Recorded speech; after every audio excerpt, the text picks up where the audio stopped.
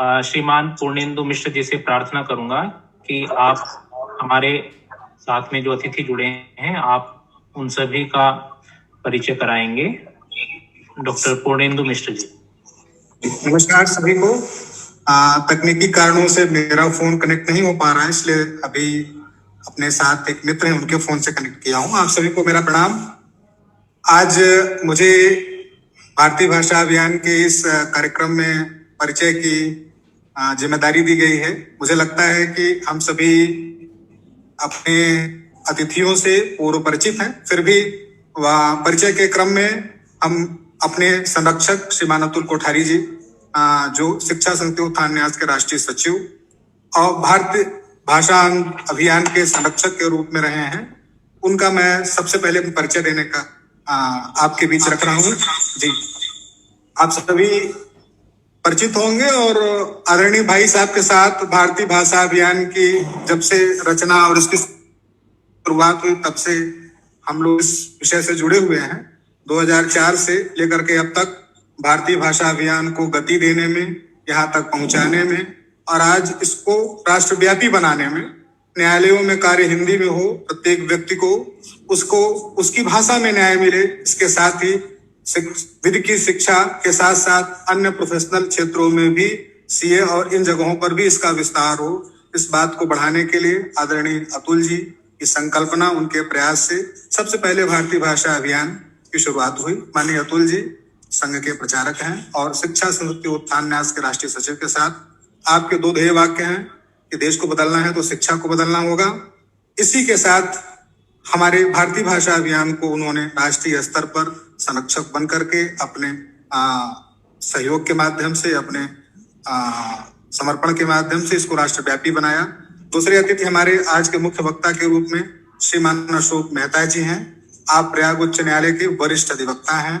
इसके साथ ही आप उत्तर प्रदेश सरकार के मुख्य अस्थायी अधिवक्ता, भारत सरकार के अपर महान्यायवादी जैसे महत्वपूर्ण पदों पर आप अपना योगदान दे चुके हैं और प्रयाग उच्च न्यायालय में आपकी विद्वता की बड़ी प्रतिष्ठा है। साथ ही साथ विधि के अलावा सामाजिक क्षेत्रों में भी और साहित्य के क्षेत्र में भी आपकी गहरी रुचि है मालवीय जी के प्रति और काशी हिंदू विश्वविद्यालय के पूरा छात्र होने के कारण इन दोनों संस्थाओं के प्रति आपका समर्पण है, आपका हमेशा सहयोग रहता है। इसके साथ ही भारतीय भाषा अभियान के लिए आप पहले दिन से समर्पित हैं।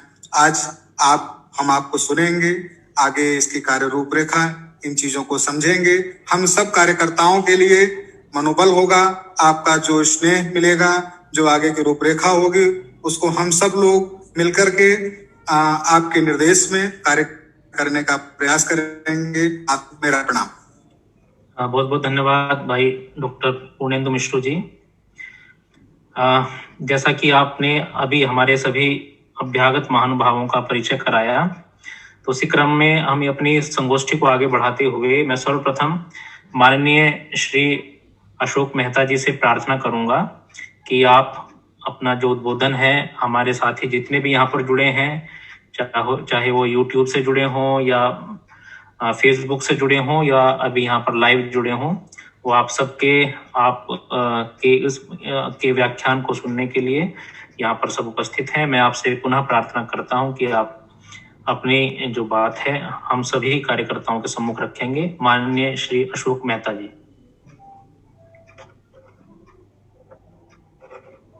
जी अनम्यूट कर लें। माननीय अशोक मेहता जी आप अनम्यूट कर लें।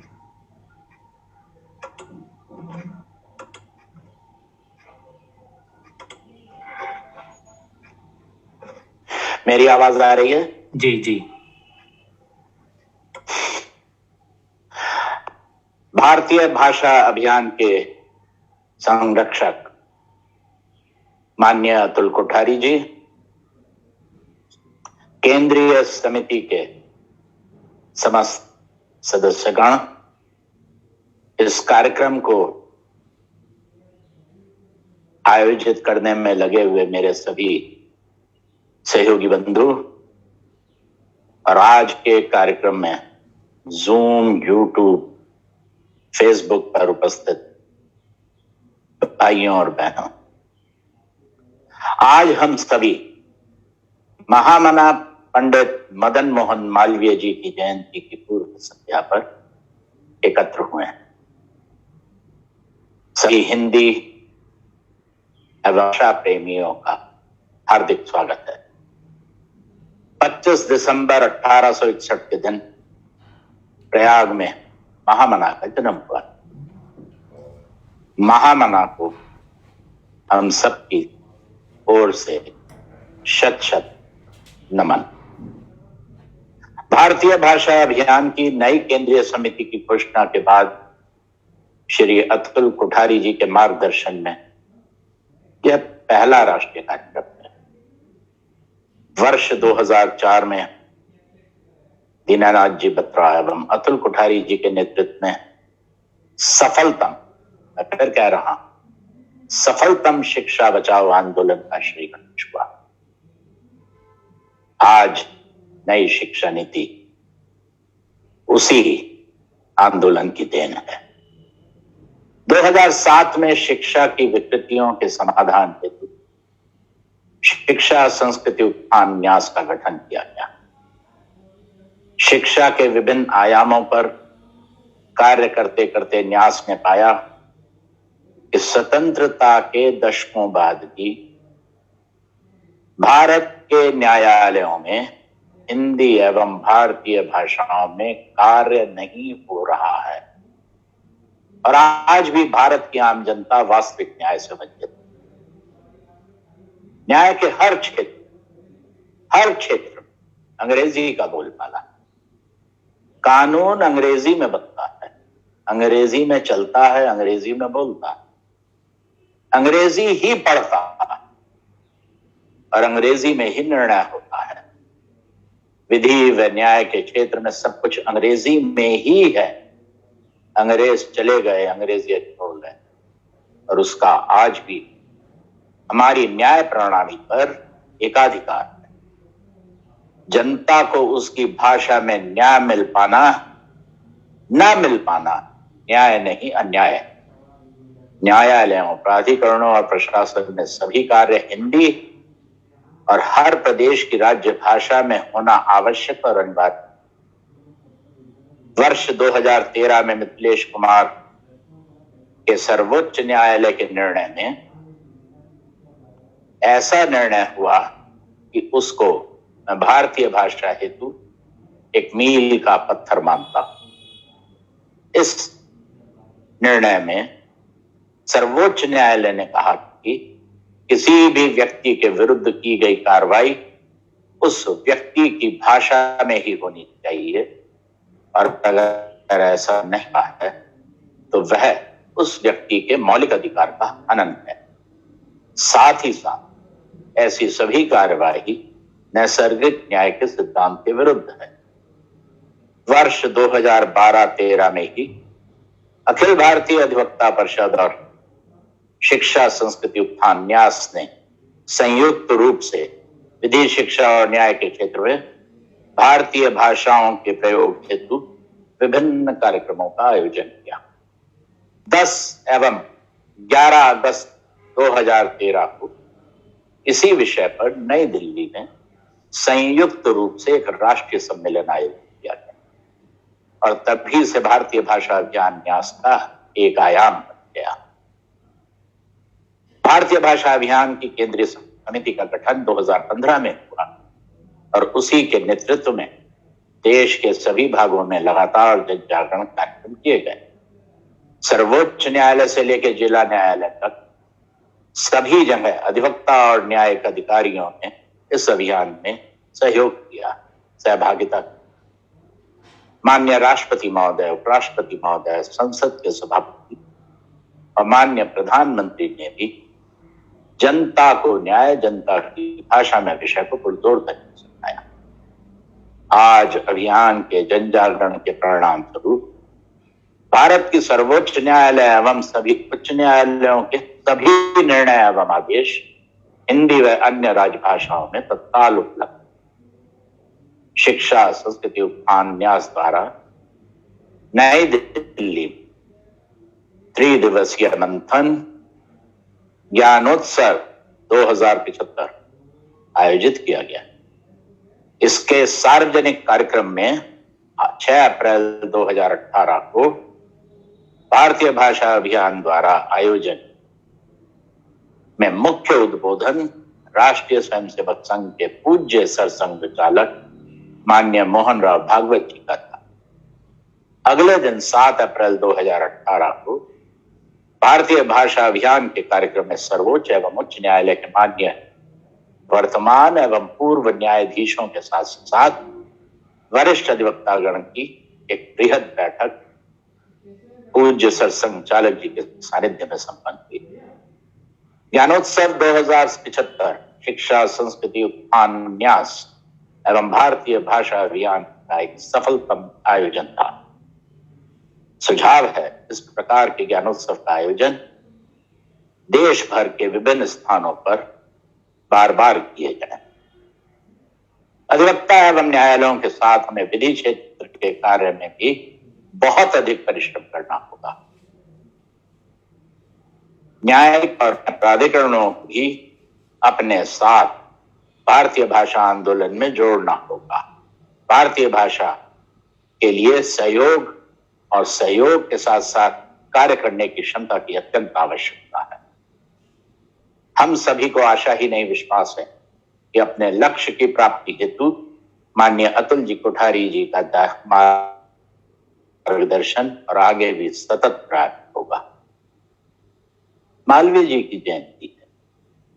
महामना मदन मोहन मालवीय जी ने अपने जीवन काल में मातृभाषा हिंदी की समर्पित भाव से सतत सेवा। वाणी के धनी मालवीय जी जब आप अपनी बात रखना शुरू करते थे तो उन्हें अपलक देखते सुनते लोग रह जाया करते थे। 14 वर्ष की आयु में मालवीय जी ने मकरंद उपनाम से कविता लिखनी प्रारंभ कर दी। म्योर सेंट्रल कॉलेज में संस्कृत साहित्य और कला की सेवा हेतु लिटरेरी इंस्टीट्यूट स्थापित किया। उस समय उनके लेख हिंदी प्रदीप में प्रकाशित होते थे। 1885 में उनके गुरु पंडित आदित्य राम भट्टाचार्य ने इंडियन यूनियन प्रकाशन प्रारंभ किया। उसका संपादक महामना को बनाया। मालवीय जी ने 1885 में कांग्रेस की स्थापना हुई।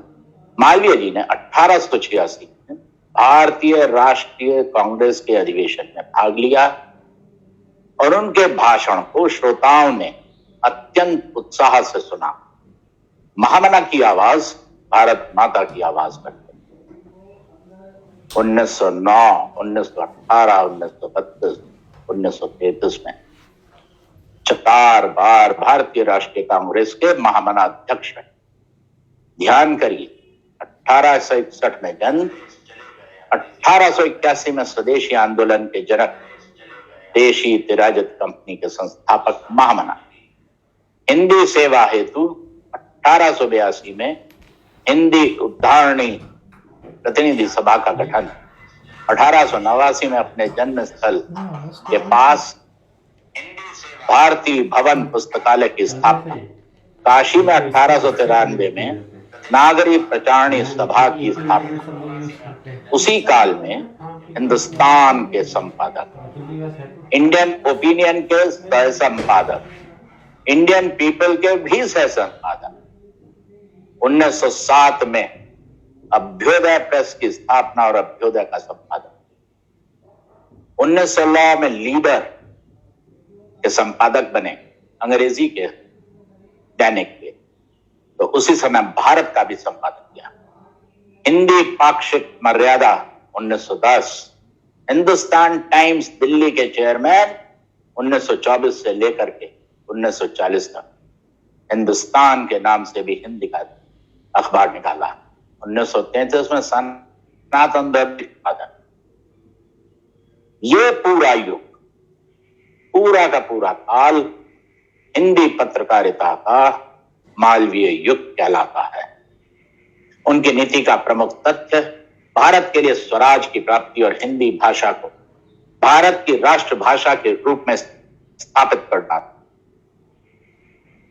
पंडित मदन मोहन मालवीय ने सर्वप्रथम 1885 में जिला हाई स्कूल प्रयाग में अध्यापन का कार्य भी किया। अपने जन्म स्थान के पास 1904 में बालिकाओं के लिए गौरी पाठशाला, आज वह एक सफल बालिका इंटर कॉलेज है।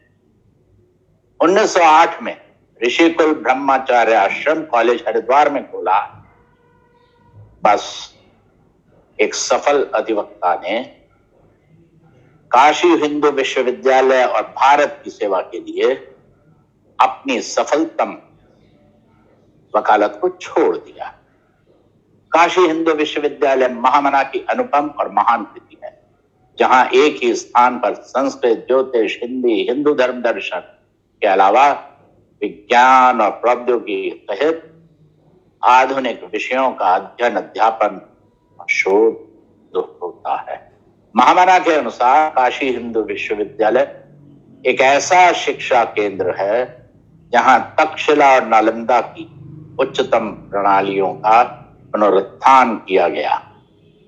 काशी हिंदू विश्वविद्यालय का ध्येय हमारी संस्कृति और भावनाओं की रक्षा और सार्वजनिक रूप से सर्वसाधारण में उसका प्रचार है। काशी हिंदू विश्वविद्यालय का उद्देश्य तो शास्त्र और संस्कृत भाषा का संवर्धन, साथ ही साथ हिंदी, कला, विज्ञान, शिल्प आदि कला कौशल का अध्ययन है। शोध भी धर्म और नीति की शिक्षा का आवश्यक अंग मानकर युवकों में सदाचार व संगठन व चरित्र निर्माण का विकास भी विश्वविद्यालय का ध्येय है। महामना पंडित मदन मोहन मालवीय जी ने बारंबार जनता को न्याय, जनता की भाषा में मिले, इस हेतु जन जागरण किया। लेजिस्लेटिव असेंबली में इस विषय का व्याख्यान किया। 1898 में संयुक्त प्रांत में लेफ्टिनेंट गवर्नर को न्यायालय में हिंदी भाषा का प्रयोग हेतु ज्ञापन दिया।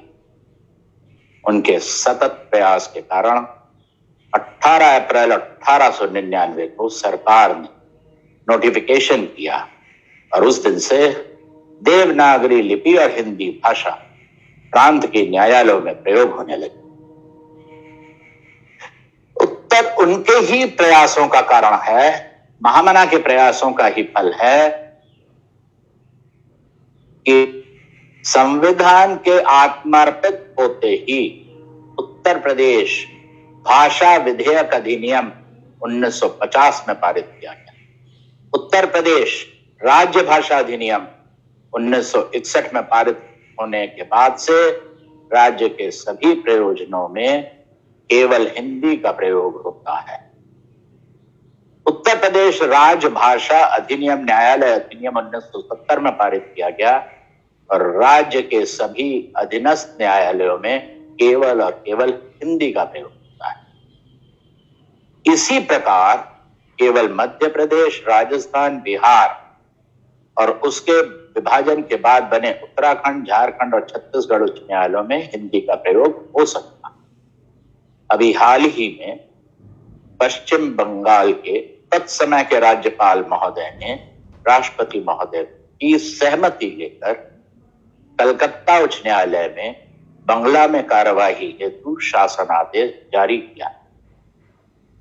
भारत के प्रत्येक राज्य अपने राज्य की राजभाषा की प्रसार, प्रचार और प्रयोग हेतु उत्तर प्रदेश का अनुसरण करना चाहिए।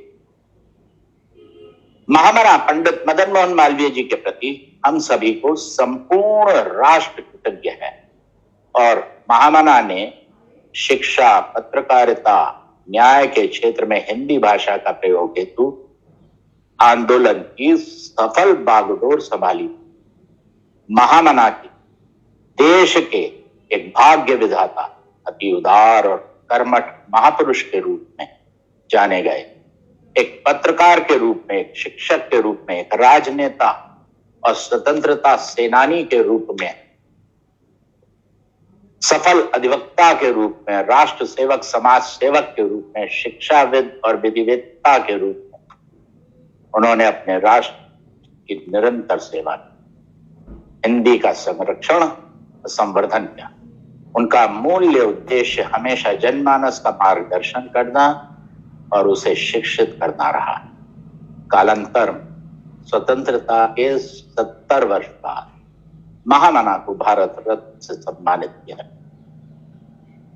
महामना का स्पष्ट विचार था, आंग्ल भाषा के प्रयोग से राष्ट्रहित कभी भी नहीं होने जा रहा। ऐसे समन्वयवादी विधा विचारक, दीनहीन के कल्प वृक्ष, गांधी जी के पूज्य और प्रातः स्मरणीय महामना पंडित मदन मोहन मालवीय जी को एक बार फिर से शत नमन। लेकिन भाषा और लिपि के संबंध में भारतीय भाषाएं एवं हिंदी भारत के सर्वोच्च न्यायालय और सभी उच्च न्यायालयों में एक ऐसी भाषा का हमारे देश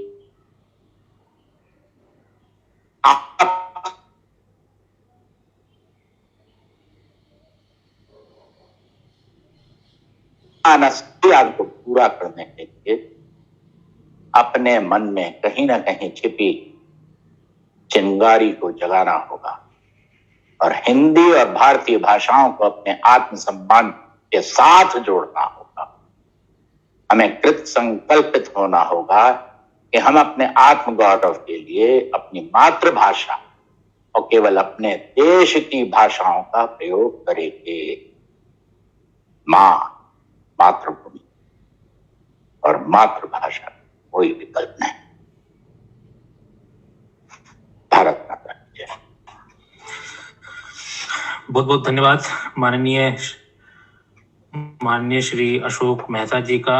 आपने वास्तव में जनता को जनता की भाषा में न्याय मिले और भारतीय भाषा अभियान की स्थापना से लेकर अभी तक जितने भी कार्य हुए हैं वास्तव में उनका पूरा संक्षिप्त परिचय आपने यहाँ पर कराया है और साथ में ही पंडित मदन मोहन मालवीय जी के कृतित्व और उनके चरित्र का सांगोपांग आपने पूरा वर्णन किया है। उनके द्वारा चाहे वो संस्कृत के उत्थान के लिए किए गए कार्य हों, विद्यालयों की स्थापना हो, ऋषिकुल ब्रह्मचर्य आश्रम जिसको मैंने स्वयं साक्षात देखा है हरिद्वार में, उसकी स्थापना हो या अन्य समाज उत्थान के कार्य हों। और सबसे बड़ा जो कार्य आपने अभी बताया कि हिंदी को लेकर, मातृभाषा को लेकर जो उन्होंने कार्य किया है, वास्तव में हम सभी के लिए वह अनुकरणीय है। और मैं समझता हूँ इसीलिए शिक्षा संस्कृति उत्थान न्यास व भारतीय भाषा अभियान के कार्यकर्ताओं ने ये आज का दिन चुना था, क्योंकि कल हम पूरे देश में महामना पंडित मदन मोहन मालवीय जी की जयंती को मनाएंगे। आज एक दिन पूर्व हम सभी प्रेरणा पाकर इस कार्य को पूरे देश भर में आगे बढ़ाएंगे। मैं आपका पुनः धन्यवाद करता हूं और आगामी वक्तव्य के लिए माननीय श्री अतुल भाई कोठारी जी से प्रार्थना करता हूं कि आप हमारे साथ कार्यकर्ता जुड़े हैं, अधिवक्ता जुड़े हैं, जो अन्य बंधु जुड़े हैं, आप उनका भी मार्गदर्शन करेंगे। माननीय श्री अतुल भाई कोठारी जी। मामना पंडित मदन मोहन मालवीय जी एवं पूर्व प्रधानमंत्री माननीय अटल बिहारी वाजपेयी जी के जन्म दिवस की पूर्व संध्या पर भारतीय भाषा अभियान द्वारा आयोजित इस संगोष्ठी में उपस्थित भारतीय भाषा अभियान के राष्ट्रीय संयोजक वरिष्ठ अधिवक्ता अशोक मेहता जी, मध्य प्रदेश उच्च न्यायालय के पूर्व न्यायमूर्ति माननीय मूलचंद गर्ग जी, भारतीय भाषा अभियान के केंद्रीय संचालन समिति के सभी सम्मान्य सदस्यगण, कार्यकर्तागण, तथा इस ई संगोष्ठी में प्रतिभागिता कर रहे सभी सम्मान्य अधिवक्तागण, पूर्व न्यायमूर्तिगण, अन्य सभी नागरिक गणों का हार्दिक अभिनंदन एवं स्वागत करता हूं। मैं भारतीय भाषा अभियान की नई केंद्रीय संचालन समिति के संयोजक सहित सभी सदस्यों का बहुत बहुत अभिनंदन करता हूं। साथ साथ भारतीय भाषा अभियान को यात्रा को आज यहां तक पहुंचाने वाले ऐसे सभी पूर्व सदस्यों और विभिन्न दायित्व संभालने वाले सभी अधिवक्ता कार्यकर्ताओं का भी बहुत बहुत धन्यवाद करता हूं। आज पंडित मदन मोहन मालवीय के जन्मदिन की पूर्व संध्या पर यह कार्यक्रम आयोजित हो रहा है। इसका तात्पर्य है कि माननीय अशोक मेहता जी ने भी बात यही रखी है कि आज न्यायालयों में स्वतंत्र भारत में जितना भी काम भारतीय भाषाओं में हो रहा है, उसका श्रेय अगर किसी को जाता है और उसका प्रारंभ करने वाले कोई अगर व्यक्ति है, वो महामना थे। उन्होंने भाषा की प्रतिबद्धता बहुत पहले से ही थी उनकी मन। महामना इंग्लिश नहीं जानते थे ऐसा नहीं। उस समय जब महामना ने न्यायालय में कार्य प्रारंभ किया, वकालत प्रारंभ की, तब तो अंग्रेजी न्यायालय में चलती थी और महामना इतनी अच्छी अंग्रेजी बोलते थे कि अंग्रेज अधिकारी भी महामना को सुनने के लिए आते थे। लेकिन वो महामना कहते थे कि मैं 60 वर्ष से अंग्रेजी जानता हूं, बोलता हूं, लेकिन फिर भी मुझे सहजता तो मेरी मातृभाषा हिंदी में ही लगती है।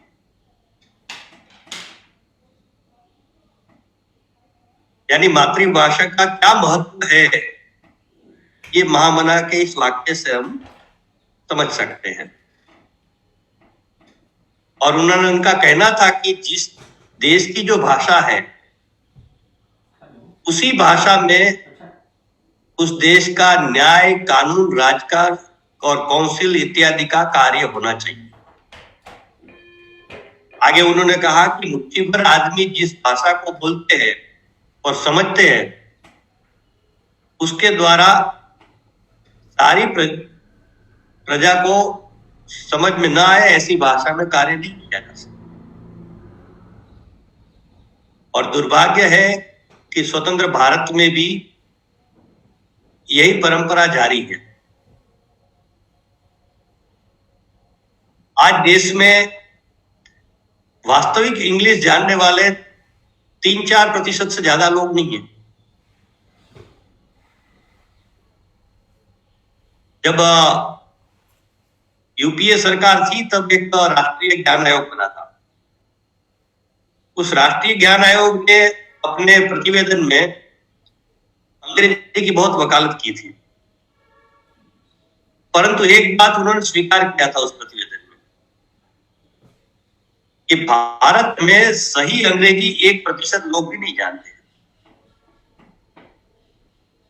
यानी सामान्य अंग्रेजी 3-4-5% लोग जानते होंगे देश में, लेकिन जिस प्रकार के न्यायालय में अंग्रेजी बोली जाती है, उच्च और उच्चतम न्यायालयों में, वो अंग्रेजी तो 1% लोग भी नहीं समझ सकते। तो ऐसी स्थिति में जनता को जनता की भाषा में न्याय नहीं देना, न्याय नहीं अन्याय है। शायद पंडित मदन मोहन मालवीय जी ने भी ये कल्पना नहीं की होगी कि स्वतंत्र भारत में भी न्यायालयों में कार्य के लिए स्वतंत्रता के 70 साल बाद जनता को जनता की भाषा में न्याय मिले, इसलिए कोई भारतीय भाषा अभियान जैसा एक मंच शुरू करना पड़ेगा और अपने ही देश में अपनी भाषाओं को पुनर्स्थापित करने के लिए आंदोलन संघर्ष करना पड़ेगा। ये शायद मौलवी जी ने भी स्वप्न में कल्पना नहीं की होगी, लेकिन ये वास्तविकता है। और इसी कार्य के लिए भारतीय भाषा अभियान का गठन किया गया। महामना की भारतीय भाषाओं की और हिंदी की प्रतिबद्धता के बारे में माननीय अशोक जी ने काफी बात रखी है। लेकिन उस समय पहले उर्दू फारसी में काम होता था और बाद में अंग्रेजी में काम होने लगा था। उस समय भावना और उस समय के नेतृत्व गण ने मिलकर विचार किया और उन्होंने एक तत्कालीन वहां के प्रदेश के लेफ्टिनेंट गवर्नर थे एंटनी मैकडॉनल्ड,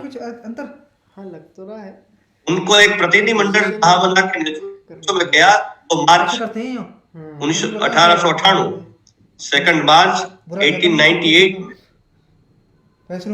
और एक प्रतिवेदन किया 60,000 हस्ताक्षर करा और इसमें मांग की गई थी कि न्यायालयों में और प्रारंभिक विद्यालयों में हिंदी भाषा और नागरी लिपि में कामकाज होना चाहिए। क्योंकि वो उत्तर प्रदेश था, हिंदी भाषी प्रदेश था, इसलिए उन्होंने ये बात कही, हिंदी की बात कही।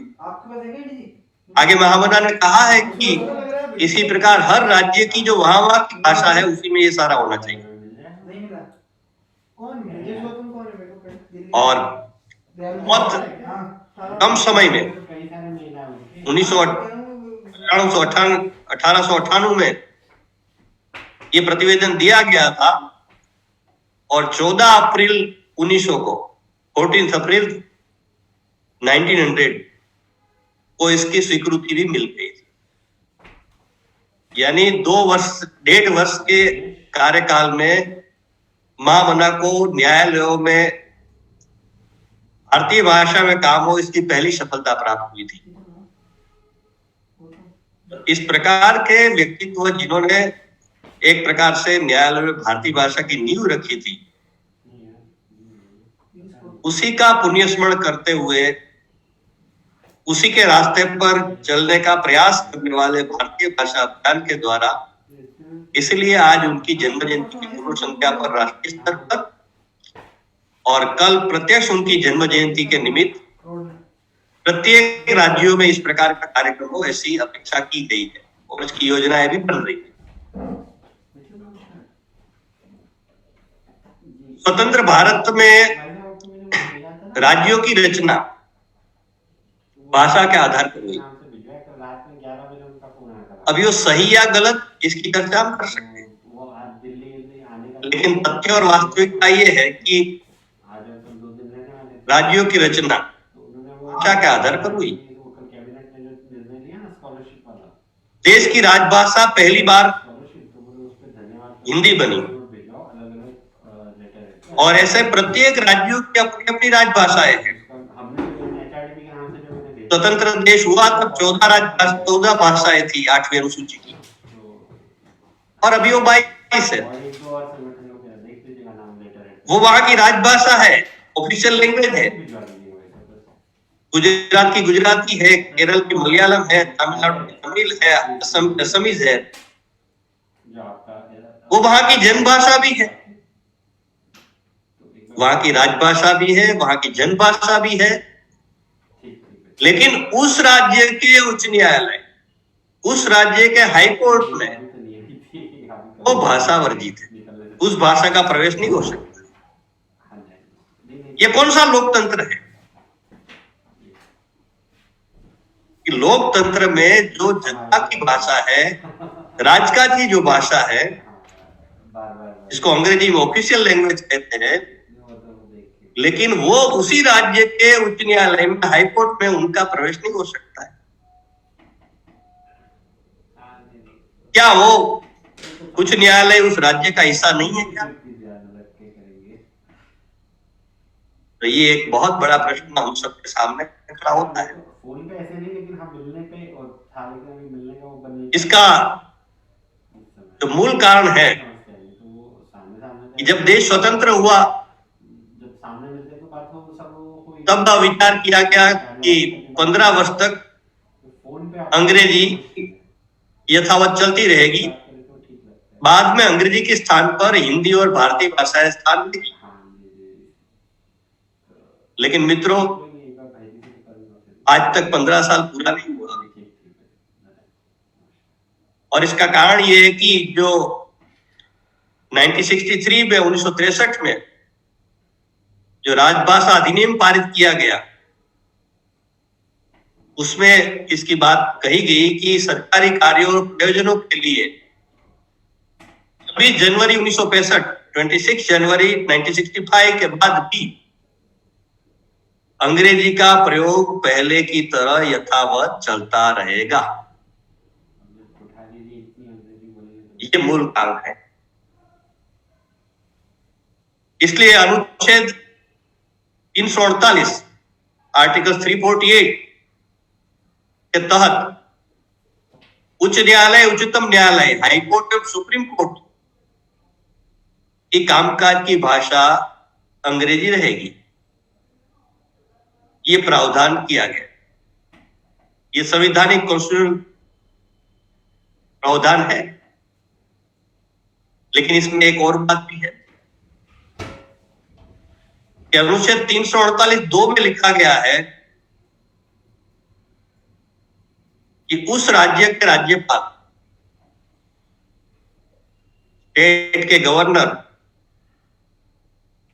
वो प्रस्ताव तैयार करके, रिजोल्यूशन करके महामहिम राष्ट्रपति को भेजते हैं और महामहिम राष्ट्रपति महोदय इस पर हस्ताक्षर करेंगे, तो उस राज्य के उच्च न्यायालय में, उस स्टेट के हाई कोर्ट में हिंदी अथवा वहां की राजभाषा, वहां की स्टेट लैंग्वेज, उसका उपयोग किया जा सकता है। इसके साथ आज 4 राज्यों में वो प्रावधान है, इसमें राजस्थान, उत्तर प्रदेश, मध्य प्रदेश, बिहार।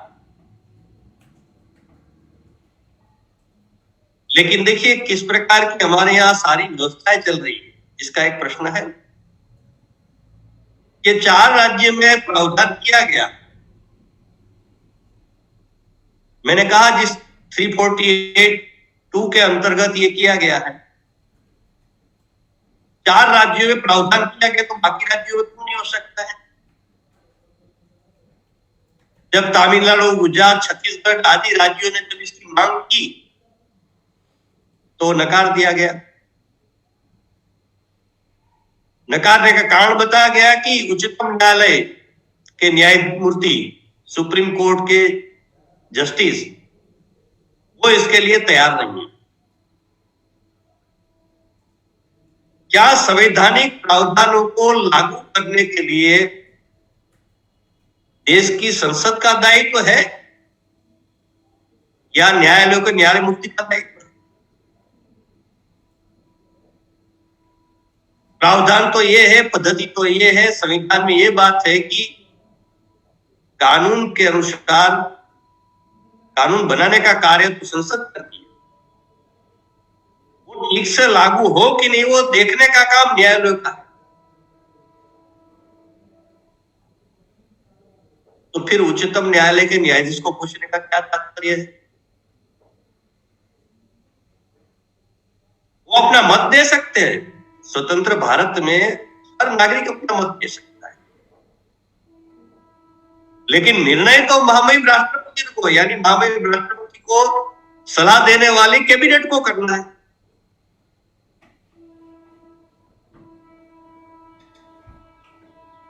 तो ये क्यों नहीं किया गया, ये बहुत बड़ा प्रश्न है आज हमारे सामने।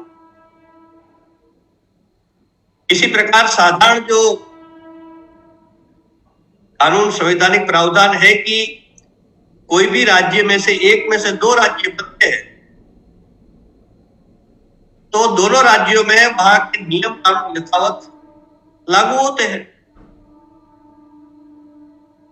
तो उत्तर प्रदेश से उत्तराखंड बना, मध्य प्रदेश से छत्तीसगढ़ बना, बिहार से झारखंड बना, लेकिन इन तीन राज्यों में भी, ये चारों राज्यों में, मैंने जैसे पहले बताया, उसमें वहां उच्च न्यायालय में, हाई कोर्ट में वहां की राजभाषा यानी हिंदी को अनुमति है कार्य के लिए, लेकिन उसी से अलग हुए तीन राज्यों में अनुमति नहीं है।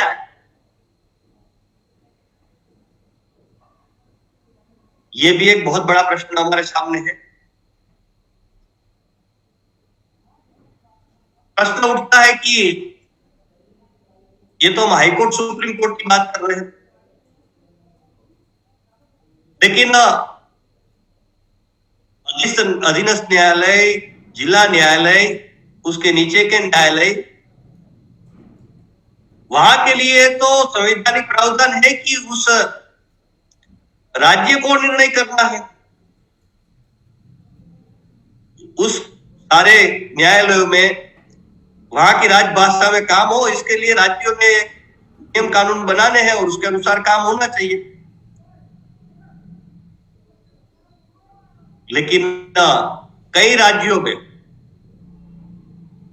आज भी इंग्लिश में काम हो रहा है, वहां नीचे के न्यायालयों में भी। वो आंध्र प्रदेश है, तेलंगाना है, दिल्ली भी इसमें से एक है, देश की राजधानी में हो रहा है।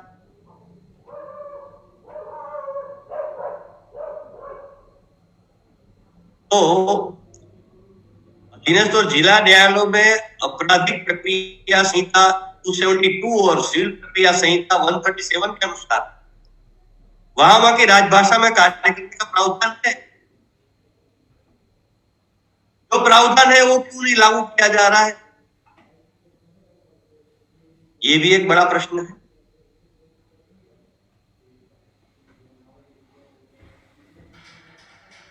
और हाईकोर्ट सुप्रीम कोर्ट की जब बात आती है, लोगों ने भारतीय भाषा अभियान का कार्य शुरू किया तो हम सुप्रीम कोर्ट की बात पहले नहीं कर रहे थे, हम उच्च न्यायालय, हाईकोर्ट की बात करते थे। तो कई लोग प्रश्न उठाते थे कि उच्च न्यायालय में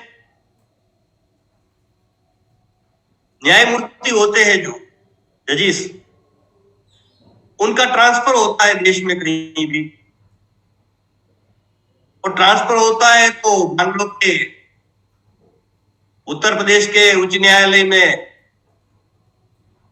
कोई ओडिशा के न्यायमूर्ति आएंगे तो वो कैसे हिंदी समझेंगे अगर वहां हिंदी में काम होगा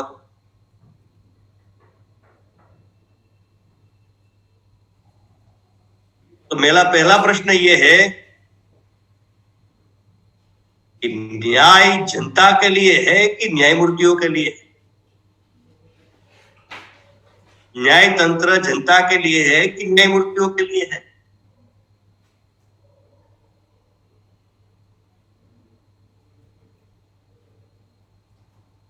तो जिस राज्य में अंग्रेज राज्य जो होता था कि अंग्रेजों को जो भाषा अनुकूल थी वो अंग्रेज लागू करते थे। इसके पहले मुगलों का शासन था, इसलिए फारसी को भाषा बनाया था राज्य की भाषा, क्योंकि उनकी सुविधा थी शासकों की। तो स्वतंत्र भारत में भी यही हो रहा है क्या कि कुछ न्यायमूर्ति है उनकी क्या अनुकूलता प्रतिकूलता है उसी को देखा जा रहा है?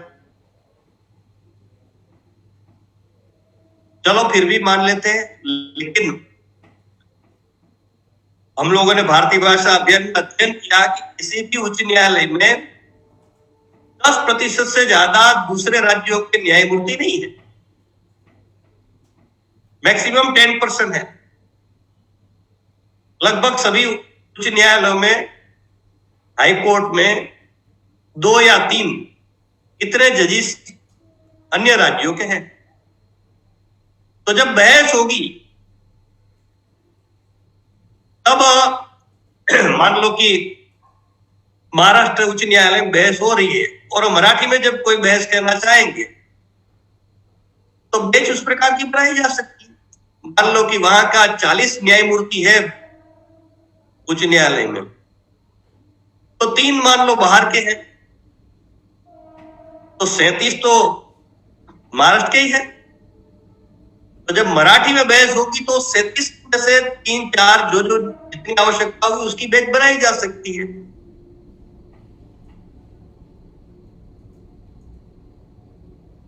दूसरी बात यह है कि जब हमारे 800 सांसदों के लिए लोकसभा और राज्यसभा में व्यवस्था की गई है कि कोई किसी भी भाषा में बोले, लेकिन आप जिस भाषा में समझना चाहते हैं उस भाषा में आप समझ सकते हैं। मान लो कि कोई सांसद वहां हिंदी में बोल रहे हैं और सुनने वालों को हिंदी समझ में नहीं आती और अपनी भाषा में सुनना चाहते तो अपनी भाषा में वो उनको ट्रांसलेशन किया जाता है। ऐसे इंस्ट्रूमेंट है व्यवस्था। तो देश की लोकसभा और राज्यसभा में व्यवस्था की जा सकती है 800 सांसदों के लिए, तो 24 उच्च न्यायालय 24 हाई कोर्ट में ये व्यवस्था नहीं की जा सकती है क्या?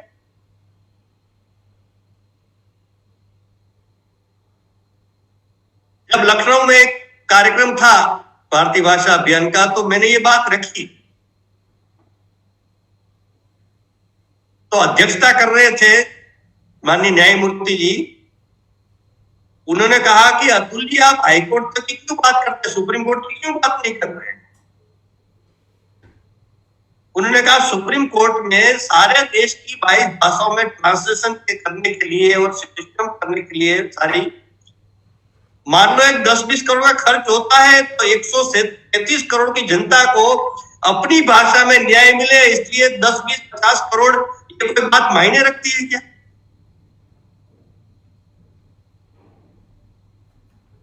और आनंद की बात है कि पिछले 5 वर्षों का जो प्रयास हुआ भारतीय भाषा अभियान का, इसके परिणाम स्वरूप कहो या माननीय मालवीय जी के पुण्य से कहो, जैसे माननीय अशोक मेहता जी ने बताया कि माननीय सर्वोच्च न्यायालय ने अपने निर्णय राज्यों की विभिन्न भाषाओं में अनुवाद करके वेबसाइट पर डालना प्रारंभ कर दिया है। और सर्वोच्च न्यायालय ने तो केंद्र सरकार को भी आग्रह किया है, जब पर्यावरण संबंधित याचिका थी, जनहित याचिका तब, कि आप अभी केंद्रीय काम हिंदी या अंग्रेजी में होगा, इसमें कानून में बदल करिए और अन्य राजभाषाओं में भी कार्य करने का प्रावधान करिए। माननीय सर्वोच्च न्यायालय ने केंद्र सरकार को भी आग्रह किया है। और अभी जो राष्ट्रीय शिक्षा नीति आई है नई, इसमें भी इस बात का स्वीकार किया गया है कि सब राज्यों में ऑनलाइन और ई लर्निंग भी अपनी अपनी भाषा में करना चाहिए, देना चाहिए, इसकी व्यवस्था की जा रही है। तो न्यायालयों के लिए क्यों ये व्यवस्था नहीं की जा सकती? तो इसका विचार आवश्यक।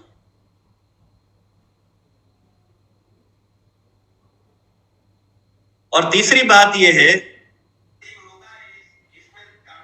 कि देश में जो प्रशासनिक सेवा की व्यवस्था है, संघ लोक सेवा आयोग यूपीएससी के माध्यम से जो परीक्षाएं ली जाती है और नियुक्ति होती है, जिसको अंग्रेजी में आईएएस, आईपीएस, आईआरएस आदि कहते हैं, उनकी जिस कैडर में नियुक्ति होती है वो भाषा उनको सिखाई जाती है, उस भाषा का शिक्षण उनको दिया जा सकता है। तो क्यों न्यायमूर्तियों को ये नहीं किया जा सकता है क्या?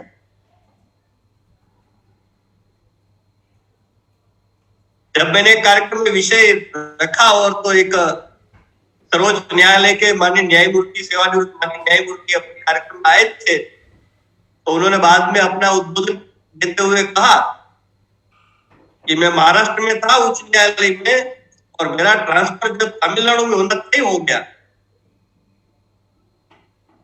स्थानांतर तमिलनाडु में जब हुआ तो मैंने तमिल भाषा सीखना प्रारंभ कर दिया और मैंने इतनी तमिल भाषा समझ ली, सीख ली कि तमिल में वहां कोई बोलेंगे वहां के लोग तो मैं छोटी मोटी बातें आराम से समझ लूंगा।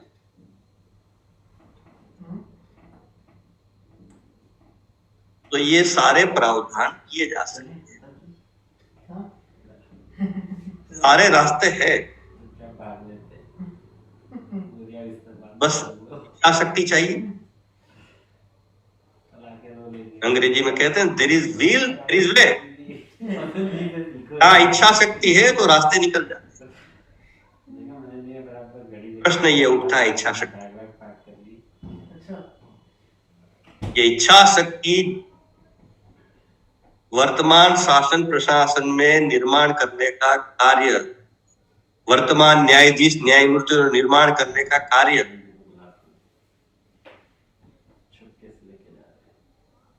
भारत की जनता ने करना पड़ेगा। लोकतंत्र है ना, डेमोक्रेसी है। हमने एक भारतीय भाषा अभियान जैसे एक भारतीय भाषा मंच भी अपना चलता है। भारतीय भाषा अभियान न्यायालय में भारतीय भाषा और इस पर केंद्रित काम करता है और भारतीय भाषा मंच अन्य सारी बातें शिक्षा आदि क्षेत्रों में भारतीय भाषाओं के लिए कार्य कर रहा है। तो उसका पहला भोपाल में हमने राष्ट्रीय सम्मेलन किया था। उस राष्ट्रीय सम्मेलन में वहां के वरिष्ठ मंत्री, शिक्षा मंत्री भी थे, वो आए थे कार्यक्रम में। तो उन्होंने, हम 3 वक्ता बोले, बाद में अंत में वो बोल रहे थे। तो उन्होंने कहा कि आप लोगों की सारी बात से मेरी सहमति है, लेकिन उन्होंने कहा कि लोकतंत्र में जब तक आप दबाव प्रेशर नहीं निर्माण करेंगे तब तक काम नहीं होता है। ये मंत्री मंच से हमारे कार्यक्रम में आकर कह रहे, वास्तविकता स्वीकार की उन्होंने, उसमें गलत नहीं कहा।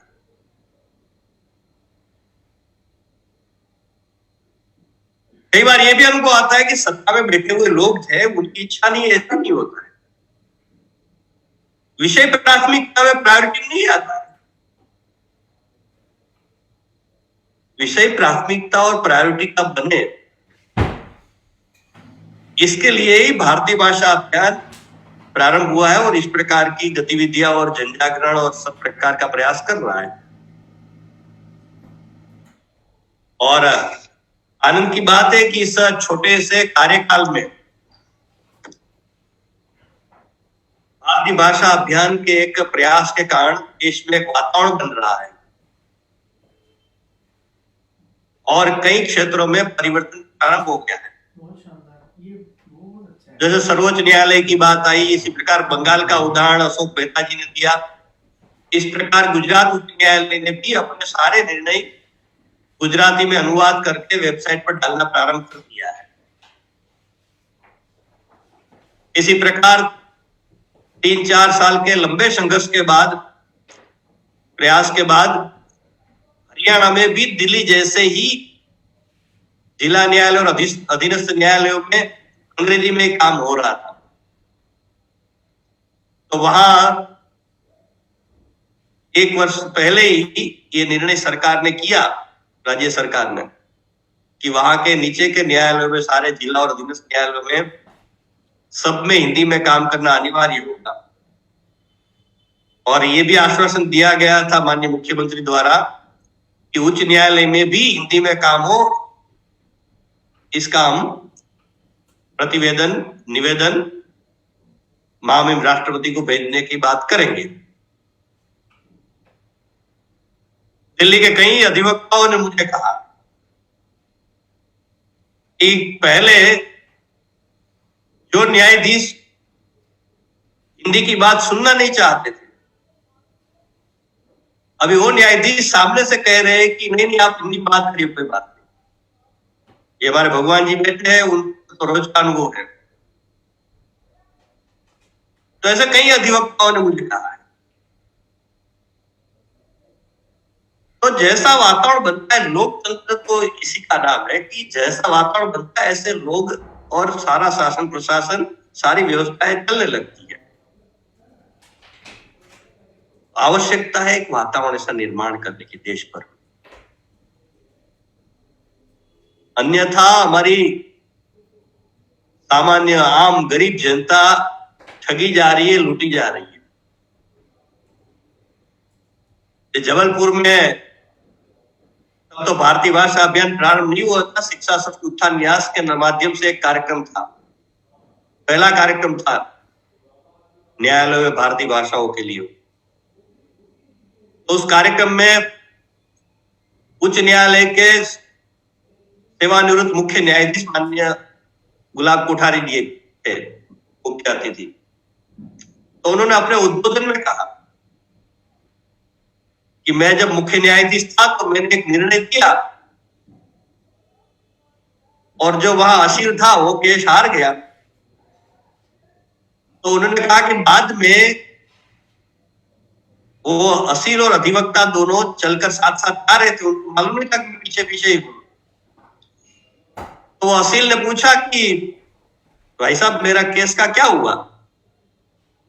तो अधिवक्ता महोदय ने कहा कि जज साहब ने कहा है कि उपली कोर्ट में जाइए, क्योंकि वो तो बेचारा कुछ समझा नहीं था हार की क्या हुई क्या नहीं हुई, वो तो बेचारा देख रहा था चारा को बस। तो इस प्रकार हमारी आम जनता लूटी जा रही है, ठगी जा रही है बेचारी।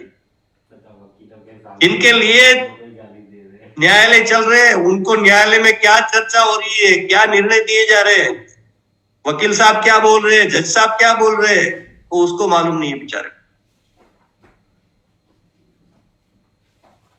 तो ये कोई अधिवक्ताओं की लड़ाई नहीं है, ये कोई भारतीय भाषा अभियान की लड़ाई नहीं है।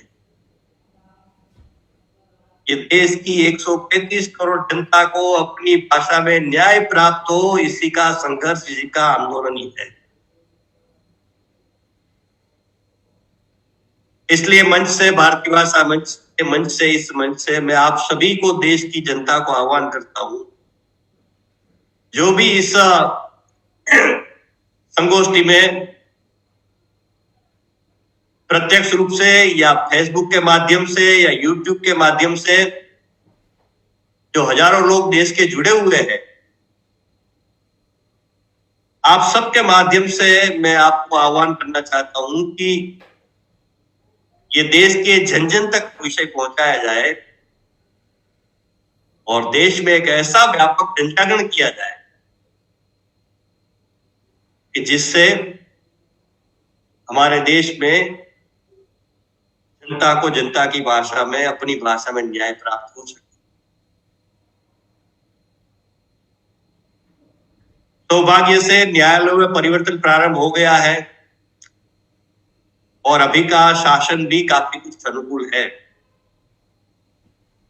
शासन में बैठे हुए लोग भी, जैसे मैंने शिक्षा नीति की बात की, इस प्रकार विदेश में जाकर भी हमारे माननीय प्रधानमंत्री, पूर्व विदेश मंत्री सब हिंदी में बात कर रहे हैं।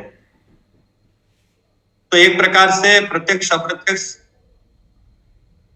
उनके मन में भी कहीं न कहीं ये विषय होने की संभावना लग रही है।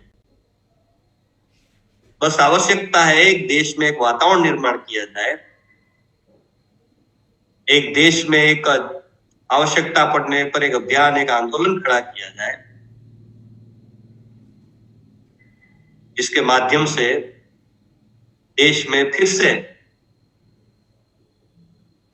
हमारे देश की जनता को अपनी भाषा में न्याय प्राप्त हो सके। स्वतंत्रता के 73 साल बाद इस दिशा में बहुत शीघ्रता से हम लोग कदम बढ़ाने की आवश्यकता है। इतना ही आप सबसे निवेदन, प्रार्थना, आह्वान करते हुए मैं मेरी वाणी को विराम देता हूं। आप लोग सब प्रत्यक्ष परोक्ष रूप से इस अभियान का भागीदार बने, इस अभियान में जुड़े और हमारे देश की आम जनता को उनकी भाषा में न्याय प्राप्त हो, इसके लिए हम सब मिलकर अपना अपना योगदान दें। यही आप सबसे प्रार्थना करना। बहुत बहुत धन्यवाद। जी, बहुत बहुत धन्यवाद अतुल भाई जी का। अतुल भाई जी हमारे भारतीय भाषा अभियान के संरक्षक हैं और आप सचिव हैं शिक्षा संस्कृति उत्थान न्यास के। आपने बहुत अच्छा मार्गदर्शन हम सबको दिया। और संकेत भी दिया हम लोगों को कि हमें कहाँ कैसे काम करना है। जन जागरण का काम भी है और साथ ही जो कानून जहाँ से बनता है, कानून का पालन करने वाला और कानून को बनाने वाला दोनों अलग हैं। और कानून का पालन करने वाला है वह जबरदस्ती हमारे कानून पर कुंडली मारकर बैठा है, उसको हमें देखना है और उसको जो वास्तविकता है, जो संविधान कहता है, उस संविधान के बात को हमें आगे बढ़ाने के लिए आगे काम करना है। बहुत बहुत धन्यवाद अतुल भाई जी।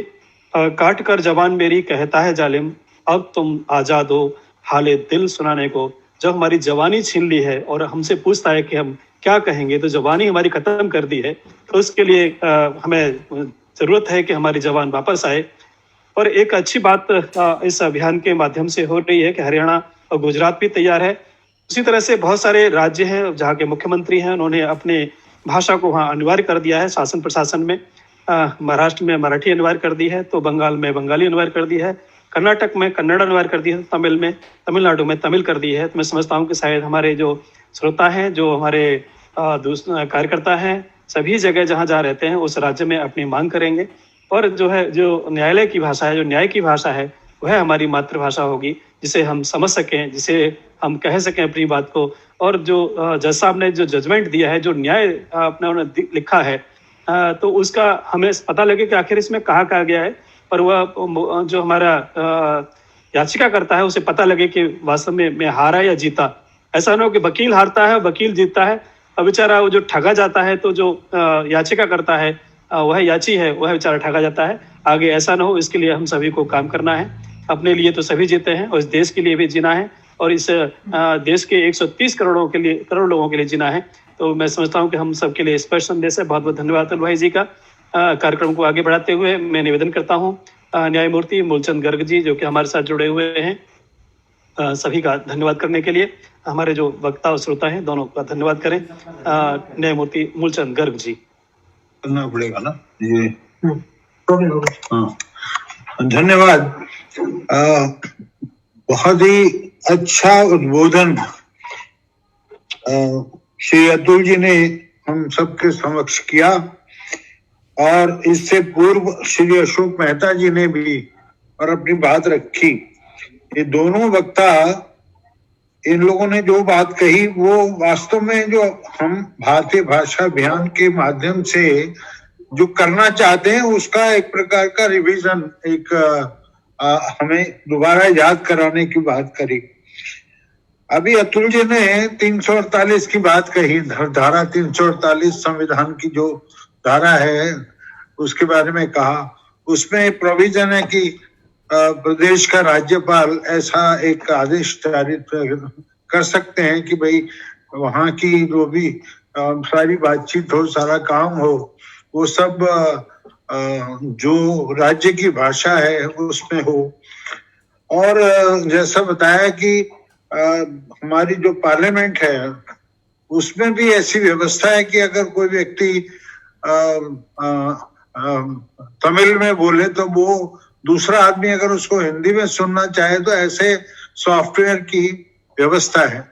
इसी प्रकार हमारे संविधान सुप्रीम कोर्ट के अंदर भी कोई भी जो कोई कागज जो फाइल होता है उसको उसका ट्रांसलेशन उस भाषा से, जिस भाषा में वो कागज लिखा गया है, उसको अंग्रेजी में किया जा सकता है, वाइस वर्सा। माने इसका अर्थ है कि आज की स्थिति ऐसी है जहां पर समाज में, संविधान में और अदालत में और इस प्रकार की स्थिति अब है जिसमें हम अपनी राज्य भाषा, अपनी मातृभाषा के बारे में हम उस पे काम कर सकते हैं, और अगर उस पे ट्रांसलेशन की जरूरत है तो उसके हमारे पास आती है, उसके प्रकार की व्यवस्था है। तो ऐसे में माननीय कोठारी जी ने और अशोक जी ने जो अपनी बात कही और उसमें किस प्रकार से जीवन के अंदर अपनी भाषा का कितना उपयोग है, कितना महत्व है।